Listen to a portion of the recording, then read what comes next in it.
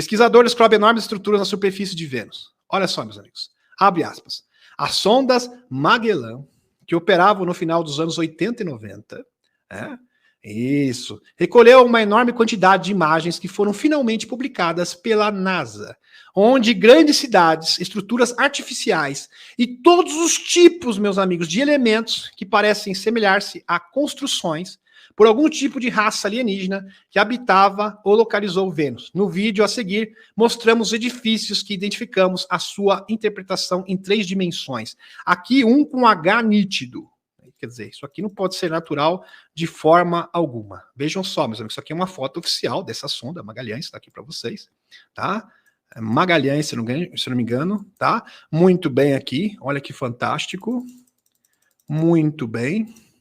Aqui mais estruturas incríveis e realmente não parece ser algo artificial. Porque em tempos imemoráveis, a superfície de Vênus já foi habitável. O comando Astar, existe um posto avançado do comando Astar em Vênus e também próximo de Saturno, uma estação flutuante, inclusive, que foi identificada pelo telescópio James Webb.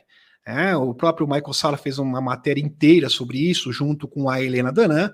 E existe também um outro posto avançado do comando Astar em Vênus. Em Vênus também existem bases de Tau 7 e de outras raças alienígenas, tá, meus amigos? Existem várias bases, estações diferentes, todas no subterrâneo. Subterrâneo, todas intraterrenas, não na superfície. Mas, em outros tempos imemoráveis, como eu havia mencionado, havia, sim, civilização, grande civilização, que avançou na superfície. Mas depois teve uma mudança atmosférica, principalmente por causa de Maldek.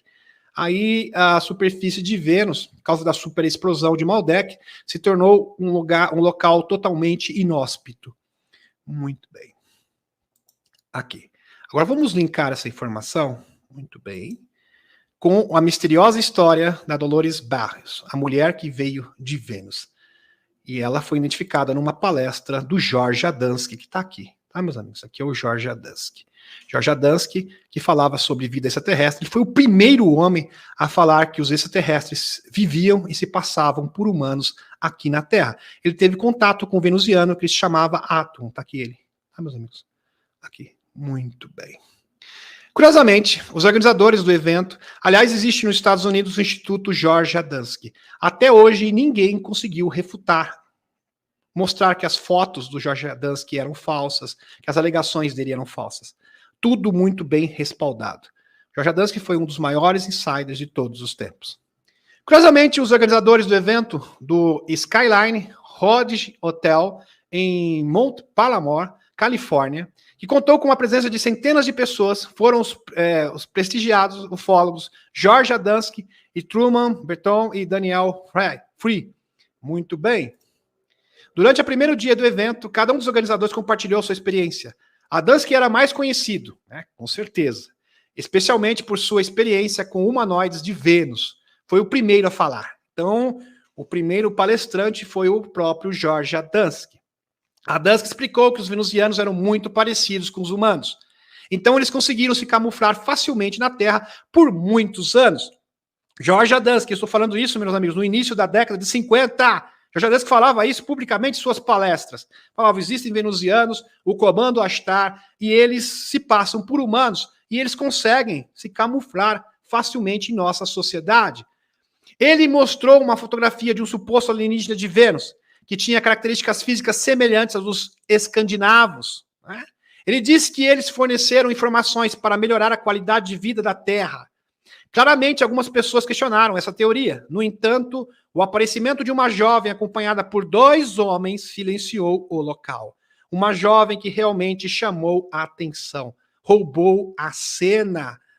E quem era essa jovem? Era essa moça aqui, a Dolores Barrios. A fêmea tinha características físicas idênticas mencionadas por Adamski. Seu cabelo era loiro, seus olhos eram grandes e escuros. Segundo testemunhas, sua estrutura facial também tinha algo que a diferenciava do resto. Uma pessoa chamada por curiosidade aproximou-se do trio e perguntou diretamente se eram venusianos. Imagine vocês, meus amigos, no início da década de 50. Viu, por um acaso, vocês são venusianos? Diz que a mulher não negou nem afirmou nada. Né? Quem cala consente, né? Por esse fator, né? Ela só mencionou que estava lá porque os temas discutidos chamaram a sua atenção. Rapidamente, outras pessoas começaram a fazer perguntas. Entre muitos, havia muito óbvio. Os alienígenas viajaram para a Terra de Vênus. Olha que interessante, meus amigos. Para surpresa, João Martins, jornalista brasileiro. Olha só, um brasileiro aqui. Jornalista brasileiro estava lá nessa ocasião. Que viajou do Rio de Janeiro. Resolveu entrevistar os 3 personagens. Ou seja, o jornalista viajou do Brasil para assistir o Jorge Adamski. Esse gostava de ufologia, hein, Net? Na década de 50. A mulher disse que seu nome era Dolores Barros e que ela era uma estilista de Nova York. Os 2 homens eram seus amigos, o Dorothy Moore e o Bill Jack Marr, supostamente músicos e moradores de Manhattan Beach, Califórnia. Quando a jornalista pediu uma fotografia para anexar a entrevista, eles recusaram categoricamente. Até que o grupo ficou chateado, porque continuavam chamando-os de venusianos. Eles ficaram constrangidos, trouxeram constrangimento para eles. No dia seguinte, o jornalista voltou a se encontrar com o trio, tirando secretamente várias fotos. Algo que eles não gostaram. Isso fez com que Dolores Bach e seus companheiros saíssem do quarto em direção à floresta. Que estranho. Já viu uma pessoa no meio de uma palestra em direção à floresta que cercava o hotel. E aí eles viram um disco voador subindo. É isso mesmo que vocês estão ouvindo. A partir desse momento, nunca mais se ouviu falar deles. Não existe registro dessa mulher com esse nome Dolores Barros, nem de nenhum desses nomes, tá, meus amigos? É como se eles nunca tivessem existido no nosso planeta. No entanto, as coisas não terminam assim. Alguns dias depois, meus amigos, várias pessoas fora da convenção afirmaram ter visto OVNI na área, no mesmo dia em que desapareceram. No mesmo dia que eles desapareceram, que foram para a floresta, eles viram um OVNI subindo da floresta. Isso não pode ser coincidência. Agora, parece que isso é uma máxima, meus amigos. Toda vez que existe uma grande palestra, uma grande conferência de OVNIs, de insiders, os extraterrestres se apresentam. Esse foi o primeiro caso, mas existem inúmeros. Inúmeros! O caso, por exemplo, a palestra de 1957 do Howard Menger. Howard Menger no jardim da sua casa. Imagine vocês, naquele tempo não tinha internet, então o que ele fazia? Ele simplesmente abria o seu quintal, colocava cadeiras e fazia palestras sobre OVNIs e a transição planetária. Isto em 1957. Só que em 1957 ele teve o prazer de receber 4 venusianos ilustres aqui, o Val Thor, a Gillian, o Dom e a Tânia. Impressionante, meus amigos. Estavam lá presentes no quintal de Howard Menger assistindo a sua palestra sobre eles mesmos. Incrível isso, não, Liette? Impressionante. Isso já aconteceu, meus amigos. Impressionante. Primeiro com o Jorge Adamski, segunda ocasião com Howard Menger, também um outro ícone da transição planetária da década de 50. Em 16 de março de 1957, Val Thor chega com uma nave espacial de Vênus para se encontrar com o presidente Eisenhower e oferece soluções positivas para a Terra. A mulher à esquerda é a Gillian, tá aqui, Gillian, que se tornou esposa de Val Thor. Agora companheira de Val Thor. O homem no meio é o irmão de Val Thor, o Dom. O homem da direita é Val Thor. Maravilhoso! E tem a Tânia também, que não está na foto, aqui mais moreninha. Muito bem, essa foto, eles estavam ali assistindo no quintal. Imagine vocês, do Howard Menger. Ele abria a porta da sua casa, ele fazia isso pelo menos 1 ou 2 vezes por semana, onde fazia palestras. E as pessoas entravam ali no quintal da casa dele, com cadeiras, e ele falava, porque não tinha internet, obviamente, tá, meus amigos? A incrível oferta de Val Thor para ajudar a Terra foi recusada, porque essa solução positiva colocaria em risco as corporações da Terra, como as indústrias farmacêuticas de energia. E isso foi reportado, meus amigos, com testemunha de vários funcionários sêniores, como o próprio Frank Strangers e o próprio sobrinho do almirante Byrd.